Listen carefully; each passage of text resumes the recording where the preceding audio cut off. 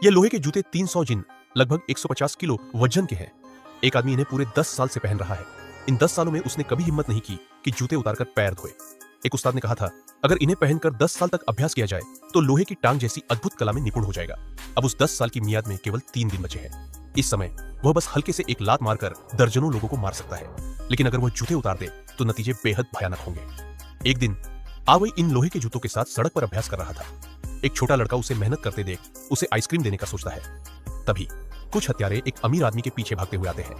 वे न केवल छोटे लड़के को गिरा देते हैं बल्कि आइसक्रीम को कुचल भी देते हैं। यह दृश्य आवई को तुरंत गुस्से में भर देता है। किसने मेरे तियानतोंग आइसक्रीम पर पांव रखा? उसकी हरकतें तेज और ताकतवर थी। सिर्फ 16.9 सेकंड में उसने सभी हत्यारों को खत्म कर दिया। उसकी जान बचाने के लिए धन्यवाद में अमीर आदमी ने सीधे 20,000 युआन निकाल दिए। लेकिन आवई एक मार्शल आर्ट्स का साधक था। उसे पैसे में कोई दिलचस्पी नहीं थी। अमीर आदमी ने देखा कि वह ईमानदार और भरोसेमंद है, तो उसने उसे अपनी बेटी शाओमेई का बॉडीगार्ड बनने को कहा। क्योंकि दुश्मन उसका पीछा कर रहे थे तो बेटी भी निश्चित रूप से खतरे में थी। आवई पहले तो मानना नहीं चाहता था, लेकिन लाखों की मासिक तनख्वाह कौन मना कर सकता है। हालांकि ये एक मुश्किल काम था। शाओमेई बिगड़ी और घमंडी थी। वह अपने बॉडीगार्ड को बिल्कुल अहमियत नहीं देती थी। घमंडी और तुनक मिजाज सड़क पर निकलते ही उसे तरह तरह की मुसीबत में डाल देती। अगर आवई की मार्शल आर्ट्स की क्षमता न होती तो शायद उसकी टांगें टूट चुकी होती।